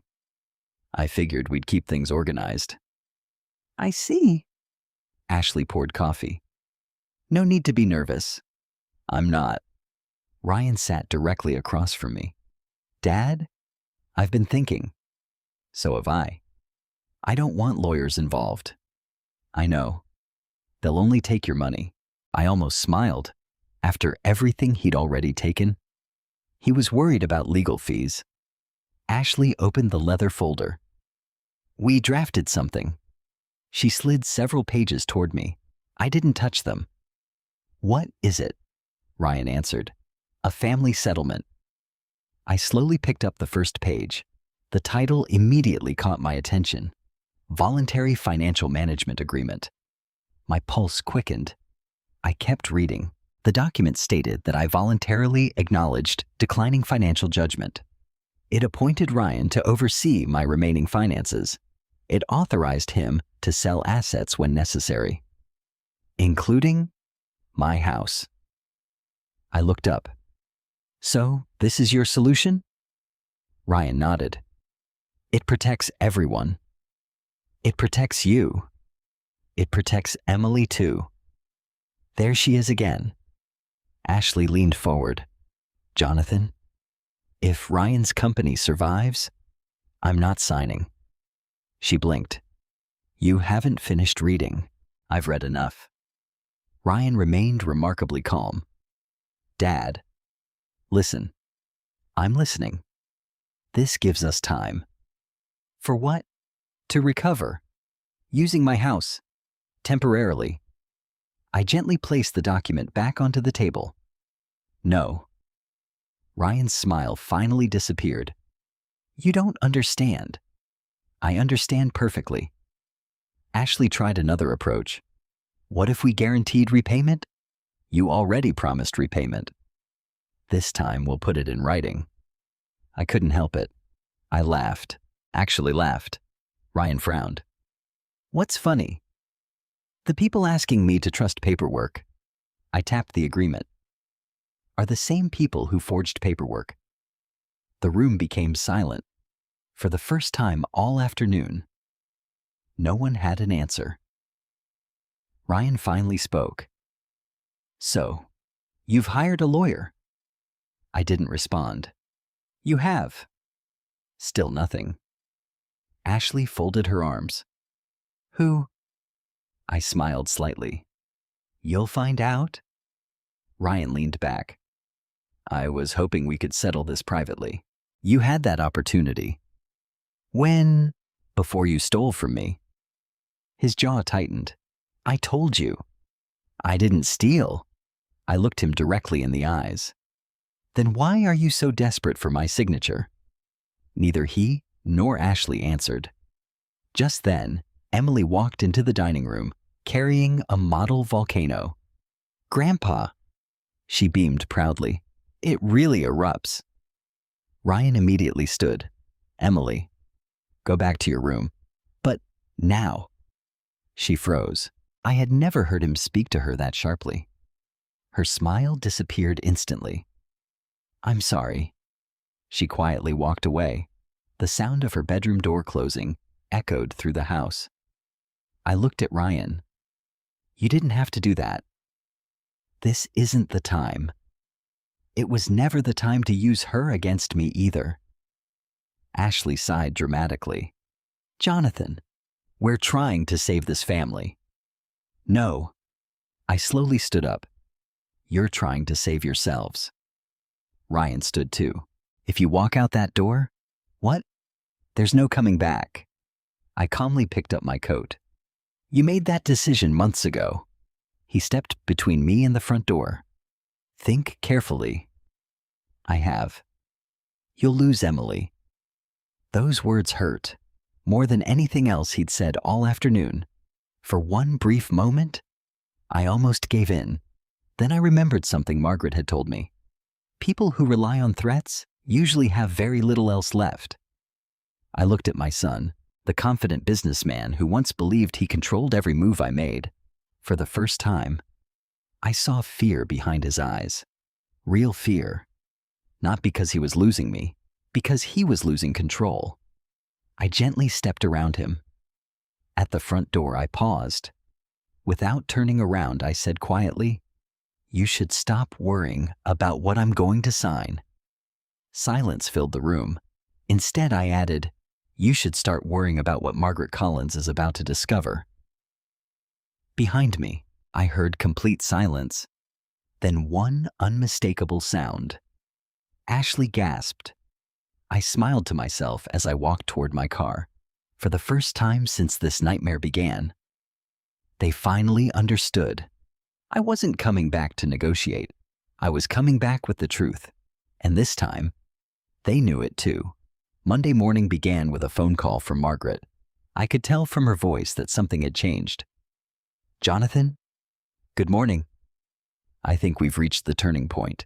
I sat up straighter in my chair. What happened? The subpoenaed business records arrived. For a moment, I couldn't speak. Everything we had worked toward for weeks had led to this. I'll be there in 20 minutes. When I walked into Margaret's office, the conference table was covered with boxes.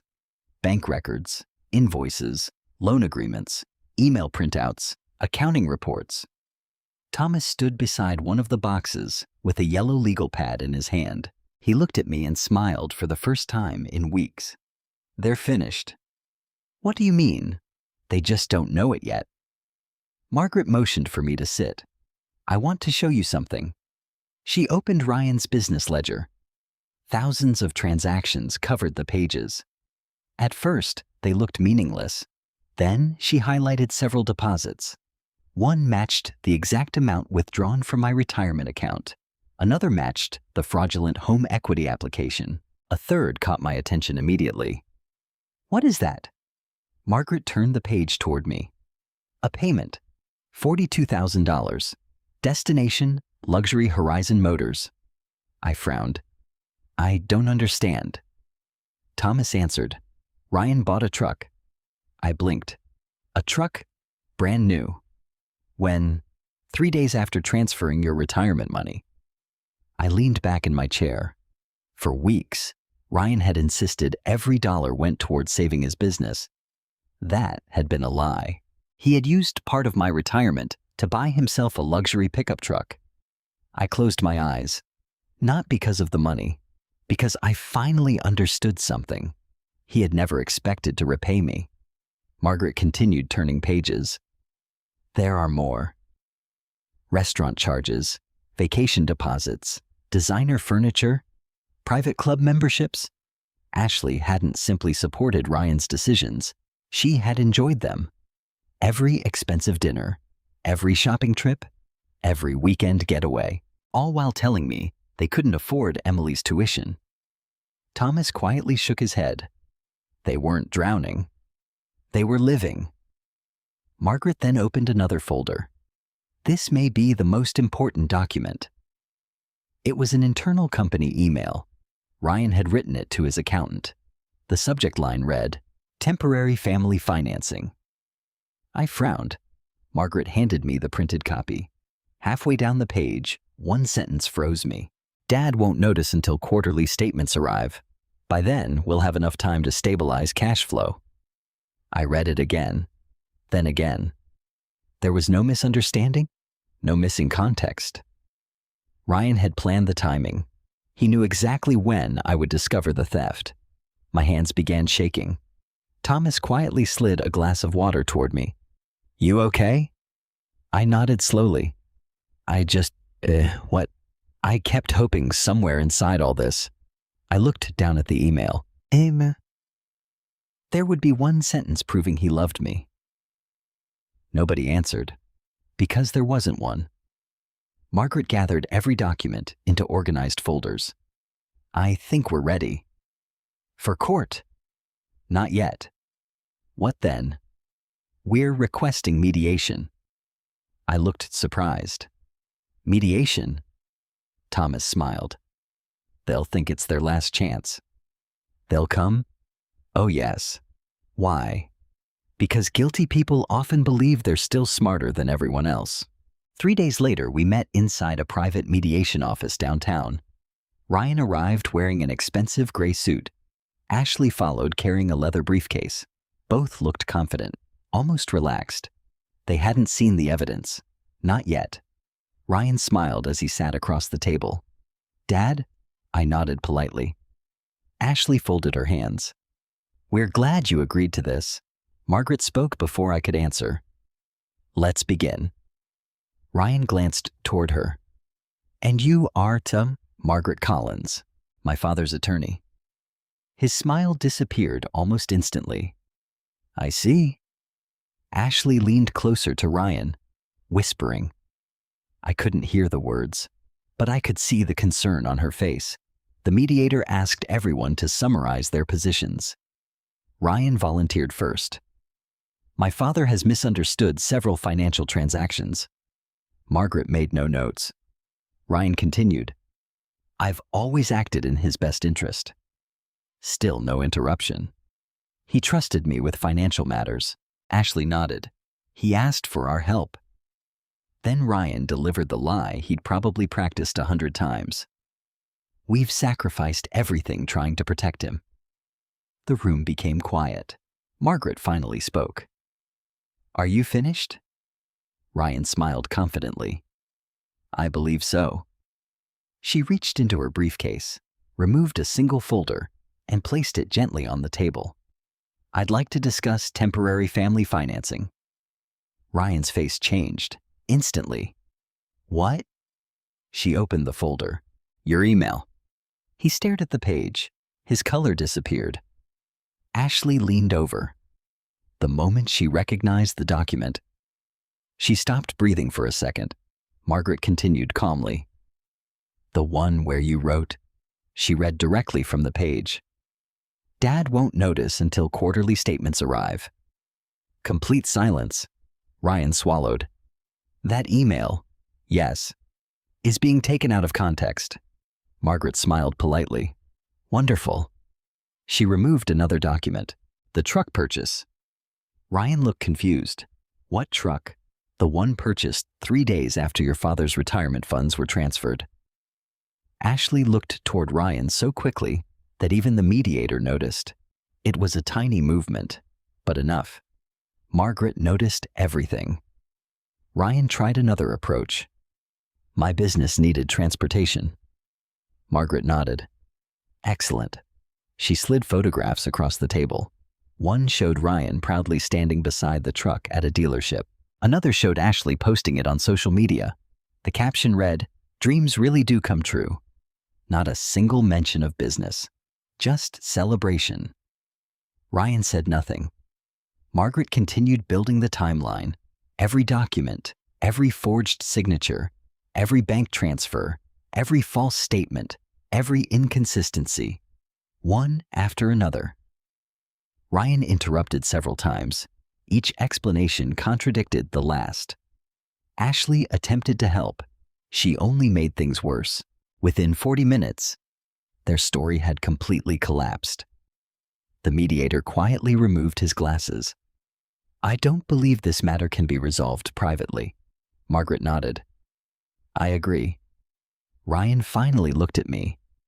Dad? His voice sounded different now, smaller.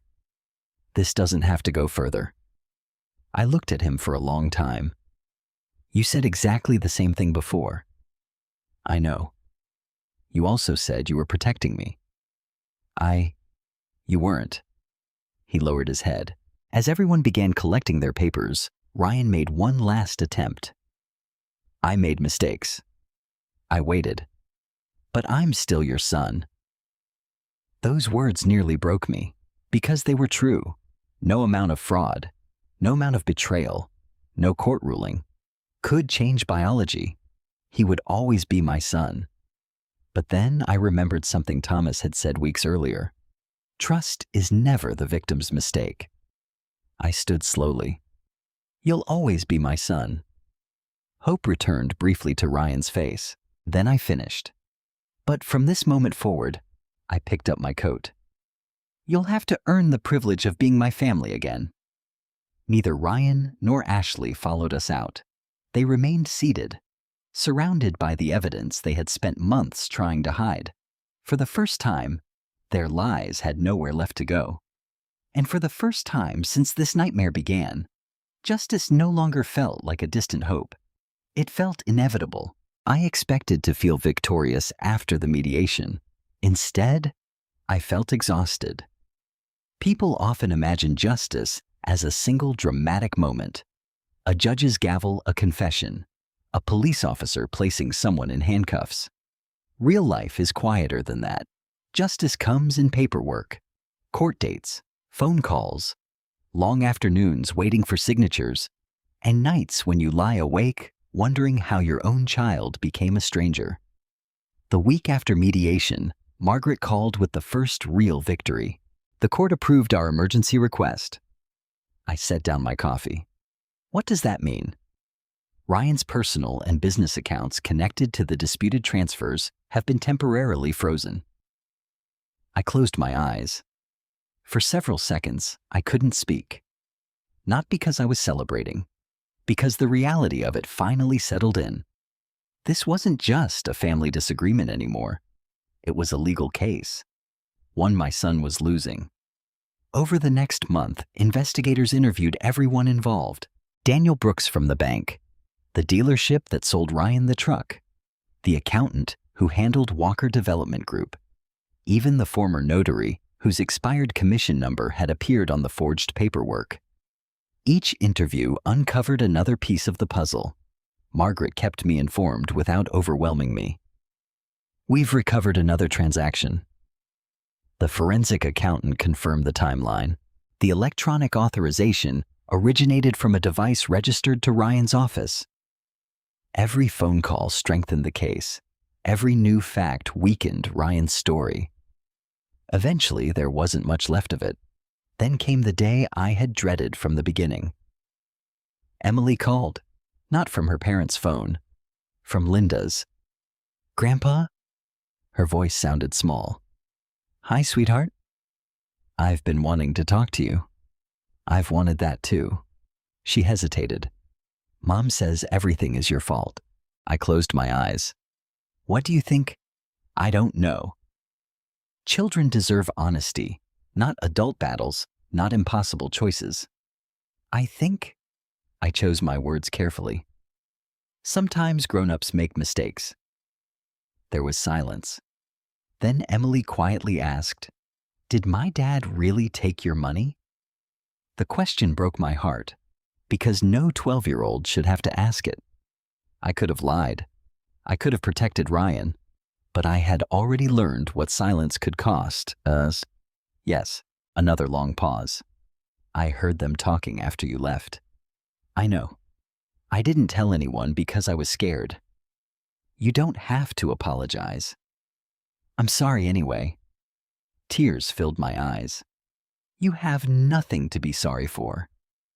I should have told somebody. You were protecting yourself. And you. No. I smiled sadly. You helped me more than you'll ever know. A few days later, Margaret called again. This one isn't legal. What is it? More personal. She paused. Several family members have contacted me? I frowned. My family? They want to apologize. I laughed quietly. Now? Yes. What changed?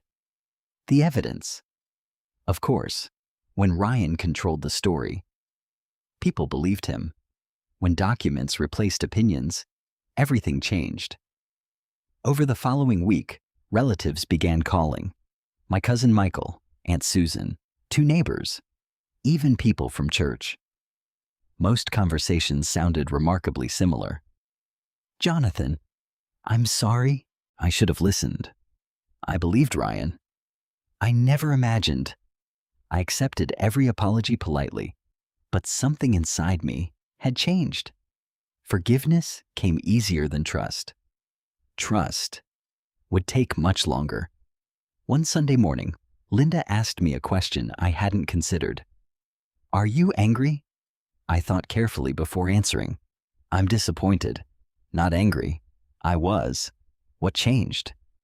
I looked toward the church windows. Sunlight poured across the wooden pews. I realized anger was giving Ryan one more thing to control. Linda smiled gently. So, what are you holding on to now? My peace. About 6 weeks after mediation, Margaret invited me back to her office. The recovery process has officially begun. What does that mean? The court authorized reimbursement from the frozen assets. I looked at the paperwork. Not every dollar would return immediately. Some assets had already been spent. Others would need to be sold. But a significant portion of my retirement would come back. Far more than I'd expected. I looked at Margaret. I honestly thought it was all gone. So did Ryan. That answer surprised me. What do you mean? He assumed you'd never fight back. Thomas, who had joined us again, smiled. Most bullies depend on surrender. What happens when they don't get it?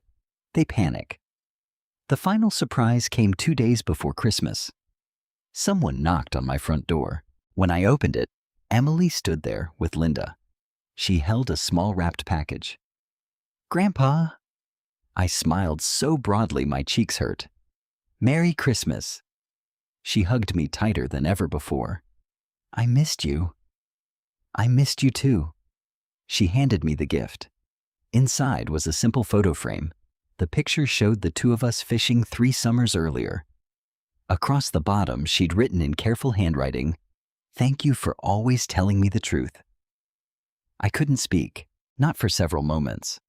Finally, I looked at her. I'll treasure this forever. She smiled. I know. That evening, after Linda drove Emily home, I sat alone in my living room. The Christmas tree glowed softly in the corner. Patricia's photograph rested beside the fireplace. I picked it up. I think she'd be proud of you. For years, I'd believed protecting my family meant remaining silent. Now I understood something completely different. Sometimes protecting your family means refusing to let lies become the foundation of the next generation. Emily had seen the truth. She had seen courage. And maybe, just maybe, that would help her choose a different path than the one her parents had taken. For the first time in many months, I wasn't thinking about the money. I wasn't thinking about court or fraud or betrayal. I was thinking about hope. Because healing doesn't begin when justice is served. It begins when fear finally lets go. And for the first time since this nightmare started, I truly believed mine had. The first warm morning of spring arrived almost a year after I had walked into Daniel Brooks's office and discovered my retirement account had been emptied. So much had changed that it felt like another lifetime. The maple tree Patricia had planted in our front yard was beginning to bloom again. I stood on the porch with a cup of coffee, watching new leaves push through branches that had looked lifeless all winter. There was something comforting about that. Trees didn't rush healing. neither did people. The legal process continued for several more months. In the end, the evidence proved overwhelming. The forensic accountants traced every major transaction. Digital records connected the fraudulent authorizations to Ryan's business office. Email correspondence established intent. Bank recordings showed a deliberate effort to gain unauthorized control over my finances. The forged signatures spoke for themselves. Ryan eventually accepted a negotiated legal settlement rather than forcing a lengthy public trial. He was ordered to repay the recoverable funds, surrender several personal assets, and remain financially responsible for the remaining balance over time. Walker Development Group officially dissolved. The luxury truck was sold. Investment accounts purchased with my money were liquidated. Every recovered dollar was carefully documented. When Daniel called to tell me another portion of my retirement had been restored, I thanked him quietly. Not because the money mattered less, but because it no longer represented my victory. My victory had come much earlier. The moment I stopped believing I deserved what had happened to me. One afternoon, Margaret handed me the final folder. We're finished. I looked down at the paperwork. Months of investigations, hundreds of documents, countless interviews, reduced to one neatly organized file. Thank you, she smiled. You did the hardest part. I hired you. No, she shook her head. You decided your voice mattered. I thought about those words during the drive home. For so long, I had confused keeping the peace with keeping silent. Those weren't the same thing. Not even close. Ryan wrote me a letter several weeks later. It arrived in a plain white envelope with no return address. I recognized his handwriting immediately. I sat at the kitchen table for almost an hour before opening it. Inside were 4 handwritten pages. Not legal arguments, not excuses, not requests for money, just words. He admitted he had convinced himself that borrowing from me was justified. He admitted he blamed everyone except himself for the collapse of his business. He admitted that once the first lie succeeded, the second became easier, then the third, then the fourth, until eventually, he hardly recognized himself. Near the end of the letter, one sentence caught my attention. I spent so much time trying to protect my pride that I destroyed the people who loved me most. I folded the letter carefully, then placed it inside Patricia's old sewing box. Not because everything was forgiven, because some chapters belong in the past without being forgotten.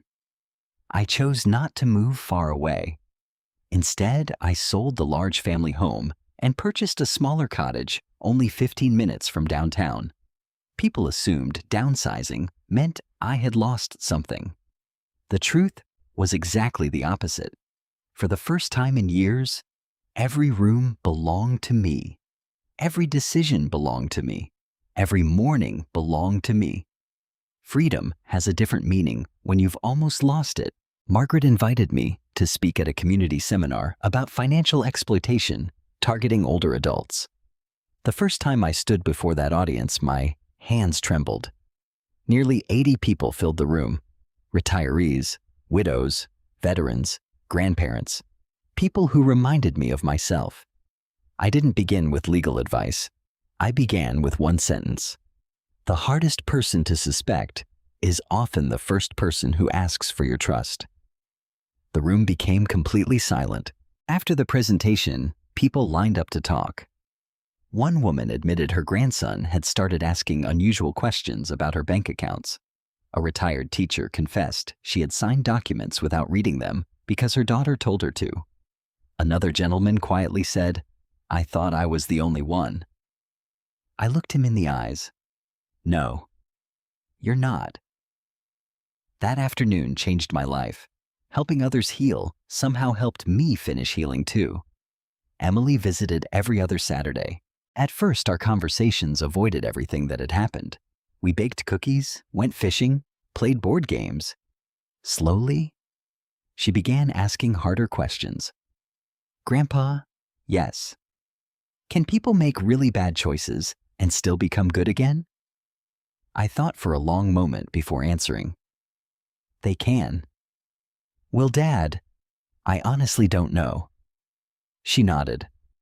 I hope he does. So do I. Children have an incredible ability to hope where adults often give up. I prayed she would never lose that gift. On the anniversary of Patricia's birthday, I drove to the cemetery carrying fresh white lilies. I knelt beside her headstone. For several minutes, I simply sat there. The breeze moved gently through the trees. Birds sang somewhere beyond the hill. Finally, I smiled. You always believed the truth had a way of finding daylight. I looked toward the bright blue sky. You were right. As I stood to leave, I realized something. For months, I had been asking myself when I lost my son. Standing there, I finally asked a different question. When did I find myself again? The answer was simple. The day I stopped letting someone else's lies define my worth. Today, my retirement account is no longer what it once was. Some money was recovered, some never will be. But peace isn't measured by a bank balance. It's measured by whether you can sleep at night, whether you can look in the mirror without shame, whether you still recognize the person staring back. I do, more than I have in years. People often ask me whether I regret making that one quiet phone call to Thomas Reed. I always smile. No. Because that call wasn't just the beginning of an investigation.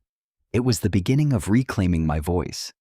If I had stayed silent, Ryan might have taken my home, my identity, my dignity. Instead, the truth arrived one careful step at a time. And in the end, the greatest thing I recovered wasn't my retirement. It was myself. If this story teaches us anything, it's that love should never require us to surrender our judgment, our dignity, or our independence. Growing older does not make someone less valuable, less intelligent, or less deserving of respect. Unfortunately, financial abuse often begins with small favors, innocent questions, and promises to help. That's why it's so important to stay informed, protect your personal information, and speak up when something doesn't feel right. Family should be built on trust. But trust should never mean giving up healthy boundaries. The people who truly love you will never ask you to sacrifice your security for their convenience. And if someone tries to make you feel guilty for protecting yourself, remember that protecting your future is not selfish. It's wise. Most importantly, never believe that it's too late to stand up for yourself. Whether you're 60, 70, or 80 years old, your voice still matters. Your experiences matter. Your life matters. Asking for help is not a sign of weakness. Sometimes it's the bravest decision you'll ever make. If Jonathan's journey touched your heart, I'd love to hear your thoughts. Have you ever had to stand up for yourself against someone you loved? Share your story or your opinion in the comments below. You never know who might find hope in your words. If you enjoy emotional family dramas with powerful twists, justice, and inspiring endings, please like this video, subscribe to the channel, and join us for more stories that remind us that courage, honesty, and hope can overcome even the deepest betrayal.